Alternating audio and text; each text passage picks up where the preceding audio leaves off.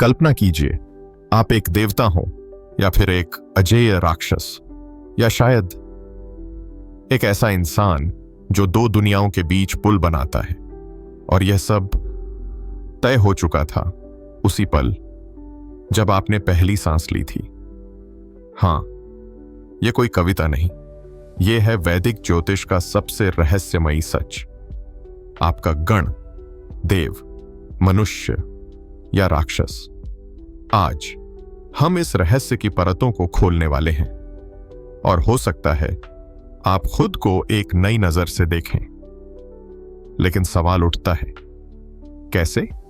कैसे कोई तय कर सकता है कि आप देव जैसे पवित्र हैं या राक्षस जैसे शक्तिशाली? कैसे कोई जान सकता है कि आपके भीतर कौन सी आत्मा धड़कती है? यह जवाब छिपा है आपके जन्म नक्षत्र में। जिस नक्षत्र में चंद्रमा था जब आपने जन्म लिया, वही बताता है कि आपका गण क्या है। 3 दरवाजे, 3 ऊर्जाएं, 3 संभावित रूप और एक गहरी पहचान। तो चलिए शुरू करते हैं। सबसे पहले देवगण। अगर आप देवगण में जन्मे हैं तो आप में है दिव्यता की चमक। आपके चेहरे पर एक अजीब सी शांति होती है। आप झगड़ों से दूर रहना चाहते हैं।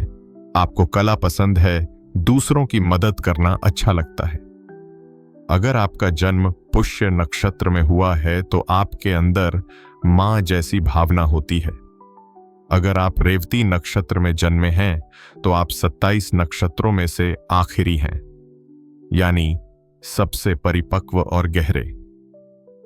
आपके अंदर हर नक्षत्र की समझ होती है। आप शांत, दयालु और अक्सर दूसरों के लिए एक मरहम की तरह होते हैं जो उनकी तकलीफें कम करता है। स्वाति नक्षत्र वाले लोग हवा की तरह होते हैं। उन्हें किसी भी तरह का बंधन पसंद नहीं होता।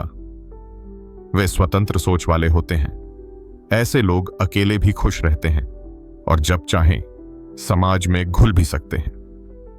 और अगर आप अश्विनी नक्षत्र में जन्मे हैं तो आप में हीलर, यानी दर्द को ठीक करने की शक्ति होती है। आप में ऊर्जा बहुत होती है और आप हमेशा किसी का दुख कम करने के लिए तत्पर रहते हैं। लेकिन देवगण की एक चुनौती भी होती है। दुनिया के छल कपट को समझ नहीं पाते। कभी कभी ये मासूम दिल टूट भी जाता है। अब आइए मिलते हैं उन लोगों से जो न ज्यादा आदर्शवादी हैं न ज्यादा विद्रोही, यानी मनुष्यगण। हम, जैसे आप और मैं। मनुष्यगण वो हैं जो 2 एक्सट्रीम्स के बीच संतुलन बनाते हैं। उन्हें जिंदगी जीनी आती है, हंसकर, सोचकर, मेहनत से। अगर आपका जन्म रोहिणी नक्षत्र में हुआ है तो आप सौंदर्य से प्रेम करते हैं। अगर आपका जन्म आर्द्रा नक्षत्र में हुआ है तो आप तूफान की तरह भावुक हैं। अगर आपका जन्म उत्तराषाढ़ा नक्षत्र में हुआ है तो जिम्मेदारी निभाने में माहिर। इनका जीवन व्यावहारिक होता है, पर ये कभी कभी भौतिक चीजों में उलझ जाते हैं, दुविधा में पड़ जाते हैं, कभी कभी दूसरों से तुलना करते हैं और खुद को छोटा महसूस करते हैं। अब बारी है सबसे रहस्यमयी और शक्तिशाली गण की, राक्षस गण। नाम सुनते ही डर लगता है ना? लेकिन रुकिए, यह राक्षस कोई खलनायक नहीं है। ये हैं शक्ति का रूप, विद्रोह की आत्मा, इंट्यूशन के योद्धा। अगर आप आश्लेषा हैं तो आप लोगों की आत्मा तक देख सकते हैं। आपके लिए झूठ पकड़ना आसान है। आप स्ट्रैटेजिस्ट हैं और कभी कभी खुद से भी छुप जाते हैं। मघा हैं तो राजा हैं, चाहे ताज हो या ना हो। चित्रा हैं, सौंदर्य और ताकत का मेल। विशाखा दौराहे पर खड़े हैं, लेकिन मंजिल एक ही है, आप अनस्टॉपेबल हैं। राक्षस गण का सच ये है कि वे अलग हैं और अक्सर मिसअंडरस्टूड भी, पर यही उनकी असली ताकत है। अब जरा सोचिए, क्या होता है जब एक देवगण किसी राक्षस गण से शादी करता है या एक मनुष्य गण किसी राक्षस गण से दोस्ती करता है? यहां शुरू होता है गण दोष का खेल। कुछ मेल स्वर्ग से बनते हैं, कुछ संघर्ष से। अगर दोनों एक ही गण से हैं तो उन्हें 6 में से 6 अंक मिलते हैं।